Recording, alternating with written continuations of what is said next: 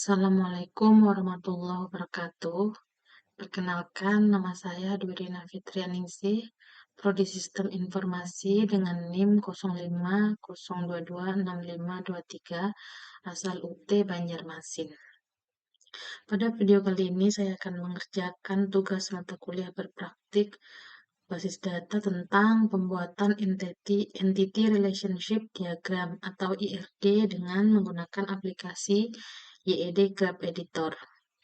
Langsung saja pada contoh kasus berikut. Pada sebuah perguruan tinggi, mahasiswa akan mengambil mata kuliah yang ditawarkan. Setiap dapat mahasiswa minimal satu, namun dapat mengambil beberapa mata kuliah dalam satu semester.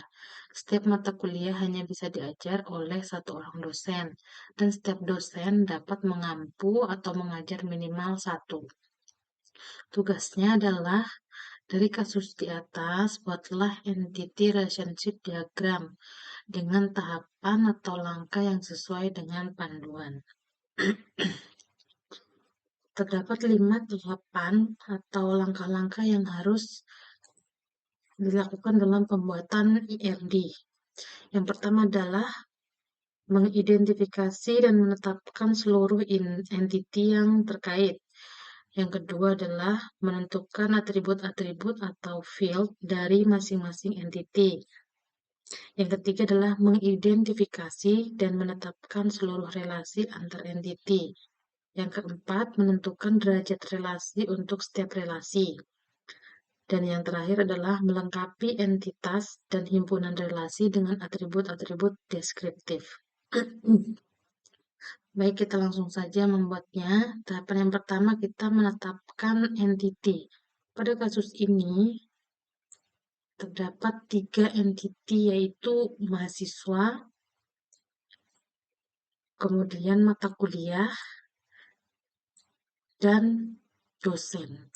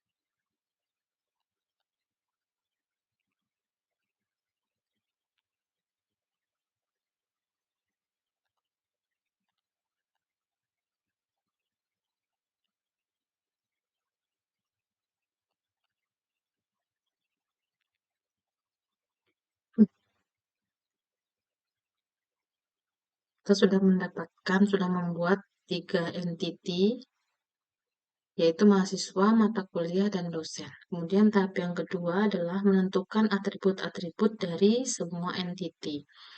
Karena dalam kasus ini tidak disebutkan atribut dalam setiap entity secara rinci, maka kita dapat menentukan atribut menurut intuisi yang terjadi dalam kehidupan sehari-hari. Atribut apa yang dimiliki oleh mahasiswa? Kita bisa menambahkan atribut NIM dan nama mahasiswa. Kita tambahkan atribut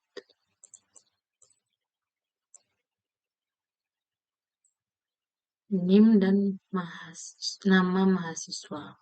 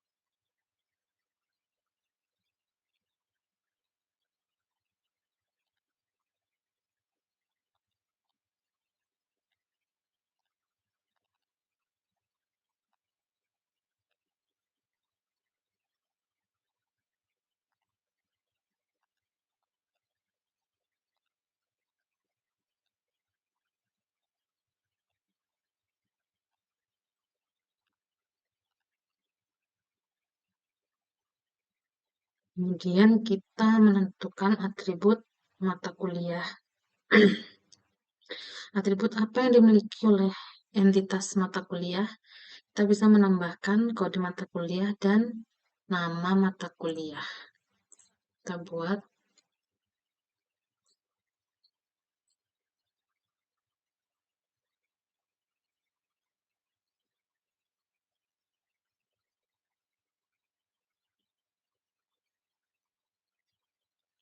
kode mata kuliah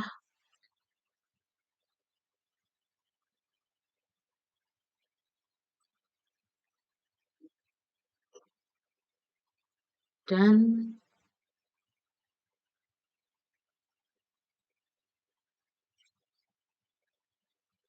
nama mata kuliah.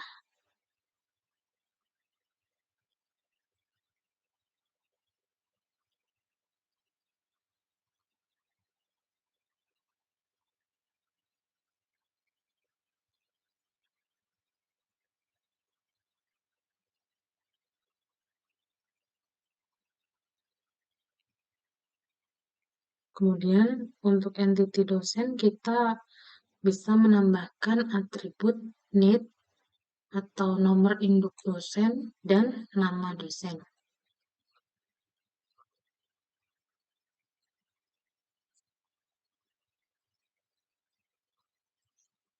Nomor induk dosen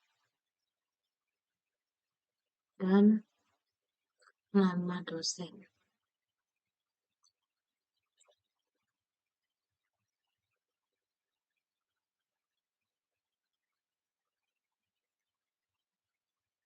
Kemudian kita hubungkan antara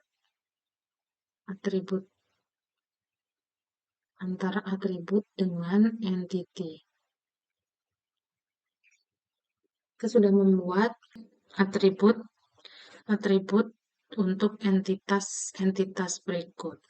Lalu tahap yang ketiga adalah mengidentifikasi dan menetapkan seluruh himpunan relasi di antara himpunan-himpunan entity yang ada. Relasi apa yang memungkinkan terjadi antara mahasiswa dan mata kuliah, dan relasi apa yang terjadi antara dosen dan mata kuliah. Misal antara mahasiswa dan mata kuliah kita buat relasi dengan nama relasi meregistrasi di sini. Kemudian antara mata kuliah dengan dosen kita bisa membuat relasi dengan nama mengajar.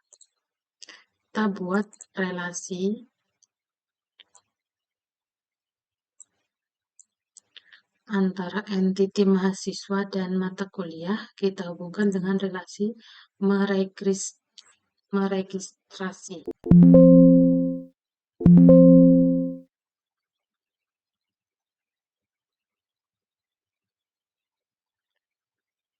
Kemudian untuk mata kuliah dan dosen kita bisa menghubungkan relasi dengan nama mengajar. Nah, kira-kira seperti ini relasi antara ketiga entity ini. Kemudian tahap yang keempat adalah menentukan derajat relasi untuk setiap himpunan relasi. Dalam penambahan derajat kardinalitas, kita harus memahami kasus antar entity. Apakah antar entity tersebut satu ke satu, atau satu ke banyak, atau banyak ke banyak. Untuk mendeteksi derajat kardinalitas, kita dapat melihat di sini. Di sini banyak mahasiswa meregistrasikan banyak mata kuliah. Ini berarti mahasiswa dengan mata kuliah adalah banyak ke banyak. Dan banyak dosen mengajar minimal satu mata kuliah adalah satu ke banyak. Maka penambahan derajat kardinalitasnya adalah sebagai berikut.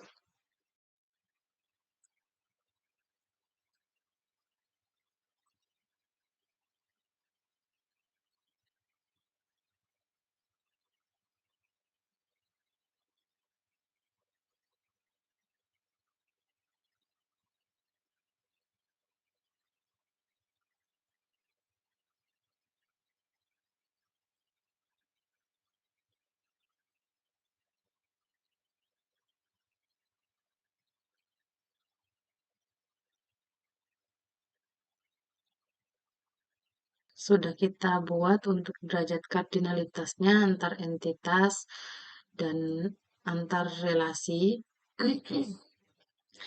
Untuk tahap yang terakhir adalah melengkapi himpunan entitas dan himpunan relasi dengan atribut-atribut deskriptif. Di sini terlihat eh, jika relasi dari setiap entiti memiliki nilai banyak ke banyak, maka relasi tersebut berubah menjadi sebuah entiti dan atributnya adalah primary key dari setiap entiti yang terhubung. Maka diagram ini dapat kita sempurnakan dengan menambah entiti baru dan relasi baru. Misalnya kita buat entitas baru dengan nama registrasi MK dengan atribut NIM dan eh, kode MK. Lalu merelasikannya dengan entiti mahasiswa dan entiti mata kuliah. Kita buat di sini, kita buat entiti baru dengan, sorry ya, kita buat entiti baru dengan nama registrasi MK.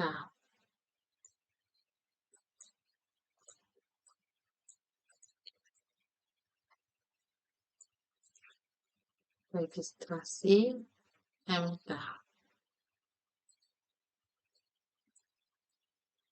Kemudian kita membuat atribut registrasi MK ini dengan atribut NIM dan atribut kode MK. Lalu kita hubungkan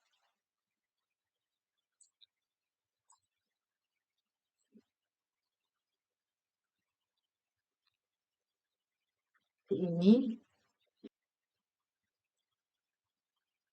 Kemudian kita juga membuat relasi baru untuk menghubungkan entitas mahasiswa dan registrasi MK dan antara mata kuliah dan registrasi MK. Jadi di sini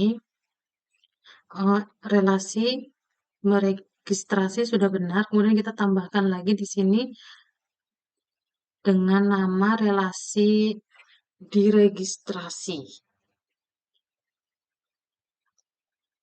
Diregistrasi.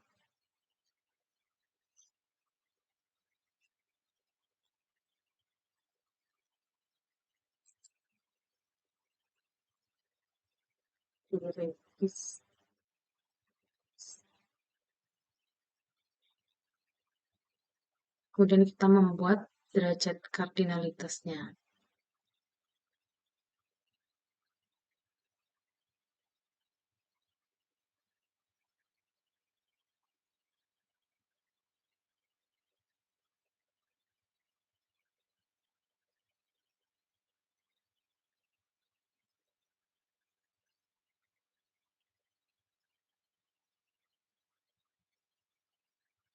Setelah menyelesaikan kelima tahap pembuatan ERD ini, maka inilah tampilan diagram yang merupakan final dari entity relationship diagram.